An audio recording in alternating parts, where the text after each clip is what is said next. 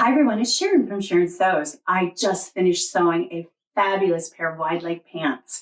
In today's video, I will share my thoughts on the pattern with you and also model them for you and talk about the modifications I made. Before we start with the pattern review, it is the start of Me Made May. Me Made May? Yes. And I am wearing something that I made today to film this video. This is that very popular Vogue 9253 maxi dress. And I don't know why I don't wear it that often. I actually really like it. Let's talk about the great wide leg pants that I just sewed. It is Vogue 1661 right here. This was in one of my upcoming makes videos. I don't recall which one. And I'll give you my thoughts on the pattern. It's rated easy. I would agree with that, but I have a couple things I just want to share with you about the pattern. Here are the pants that I sewed.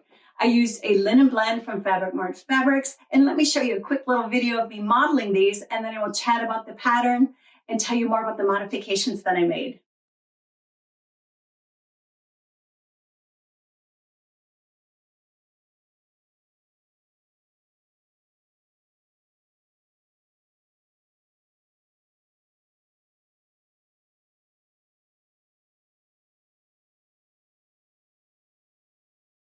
Now the pattern shows two views on here, one white, one black. And I was really perplexed as to what the difference was between the two of them. It's very subtle. Let me read the description for you.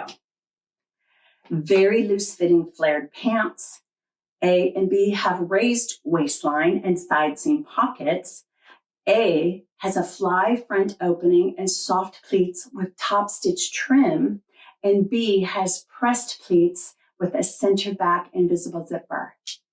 That's it. Pattern is rated easy. I would agree with that. One thing that I found really odd, when I purchased it, it says all sizes included in the envelope. I'm like, oh, that's great. It makes it easier if you need to grade between sizes like I do. I'm one size in the waist, one in different size in the hip.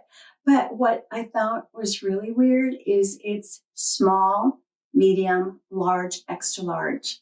What the heck? It just seems really odd to me because these are not an elastic waist pants. These are fairly fitted. You've got your pleats, which are acting as darts, and you have a zipper. I went with the back zipper option, by the way.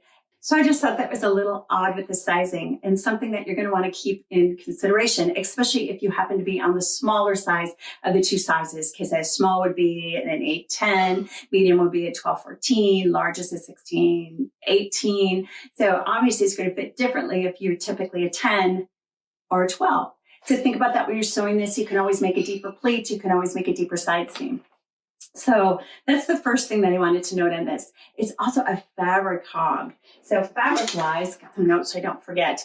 Fabric-wise, small to extra large, and you need 3 5/8 yards to 4 5/8 yards, depending on the size, and that's 60-inch wide fabric. So that's quite a bit of fabric there. You saw in the video how wide those pants are, right? They're really fun to wear. It feels, when you're just standing, it looks like a maxi skirt, but as you walk, you get the comfort of pants. I really like them.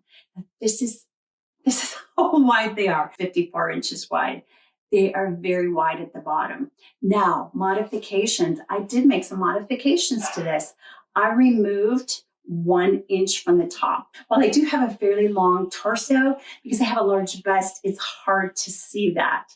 So because of that, I removed 1 inch from the top of this. I could have even gone just a little bit more, and you can see that in the photo that I'm going to put up for you.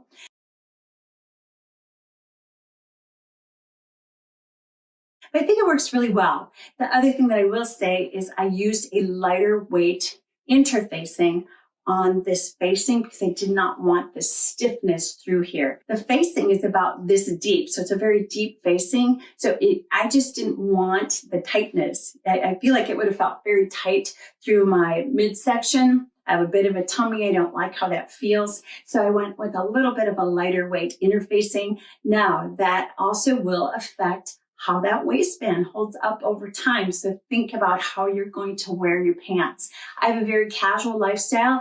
I will not be wearing these into the office. So there was no need to have something that would not lose its shape. So think about that. I removed 1 inch at the top. That was very simple. I just simply folded the pattern over. The other thing I did is I eliminated the back pleats. I simply have, let's see, where's the back? This is the back. I got my beautiful invisible zip, so it's hard to tell. I just have a dart back here. I knew on my body shape, those back pleats were not going to work. Years ago, I had sewn I think it was the Tahoe pant from Sewing Workshop. And this is when I was about 25 pounds lighter than I am now. And they looked terrible on me. And it was the back pleat in the back. It's just, I don't have the body shape for it. I have a very high hip. And if you don't know what that means, it just means that my waist, I curve out right away. Like some people are very gradual with their hips. Some people have a low hip. I have a very high hip. So here's my waist and there's my hip.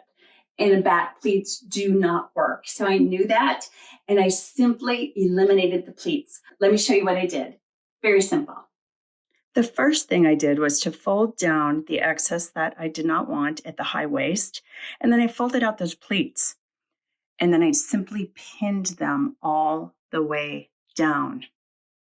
This is not really going to affect the fullness at the bottom of these pants because they are so wide anyway. Next, using my tracing paper, I traced along the top of the pants. You can see this doesn't fit exactly because I've already altered the pattern. Once I traced that top, I added a dart. I will need that dart to fit my body in the back. So now when I cut this out, I'm going to simply lay this piece on top of my pattern piece on the fabric and transfer that dart to my fabric instead of the pleats. These pants also have inseam side pockets. I eliminated those. That's just my personal preference. I knew with a fitted pant like this that they would probably gap open on me. So I just kept them, so I just didn't put them in. I typically like pockets in pants, but in this time I chose to eliminate it. I do want to mention the hem on these, and that's because I don't think this pant pattern is very long. I am not particularly tall. I'm only 5'5". Oh, excuse me. And I expected to have to shorten these or at least put in a very wide hem on the bottom of these. And if you can see here on the hem, I simply searched it and turned it under, I'm going to say that feels like ½ an inch. So look at that. If you make these pants, I did want to have them long enough that I could wear a heel with them. I just think that looks nicer with the wide leg pant, and I expected them to be a little bit longer. So if you're taller than me, you definitely want to check the length of these pants. So the version with the invisible zip in the back, and in fact, I just posted a video that shows you how to get a nice clean finish on the back with your invisible zip, with your facing without any hand sewing. I'll link that above if you're interested. And I just like invisible zipped in the back, so that's why I chose that view. And as I have worn these, here's where the pleat releases. And it's not stitched down. I chose the one with the pleats that are pressed. So they're pressed to the center front and then they're caught in when you stitch the facing together. So I'm actually going to stitch these down a little bit more. As I was sewing the pants, I had the pleats completely basted together. And I think stitching down just a little bit more was a more slenderizing look on me. So I'm going to make that modification. I think it's a very fun pattern. I think they're really fun to wear. I will say, I don't have the right top for it yet. It definitely needs a crop top, and I need to make a couple of those. I tend to not wear short tops, but I noticed when I was wearing these, if you go too low into the hip area, it's a very boxy look, and that doesn't work. You do need to get some definition with this. So if you don't like to wear your tops tucked in, you're going to want to do something that's a little bit cropped. I'm thinking about something with a knot in the front because, again, that's just a really nice look on me. Here I have paired my Vogue 1661 wide leg pants with the Eureka top from the Sewing Workshop. It's a simple knit top. I think it works well, but I am looking for other options for tops for these pants. The pants are so fun to wear. They're extremely wide, as you can see. I love how the wind captured it, so you can see how wide that leg is. Very comfortable. With the modifications, I think the modifications were perfect. I like the dart in the back versus the pleats in the back. And I really recommend these pants. You know a top that you think would look really good with these pants, let me know and I'll check it out. I do need to stitch something up besides the little knit top that I'm wearing in the videos. Be sure to subscribe so that you get notified when there's future videos that I put out there. Thumbs up if you like this video. And I would love to know, have you sewn these? Are you thinking about sewing them? And are you loving the wide leg pant trend? Oh, I am so loving it this year. That's it for now. Until next time, be safe. Happy sewing.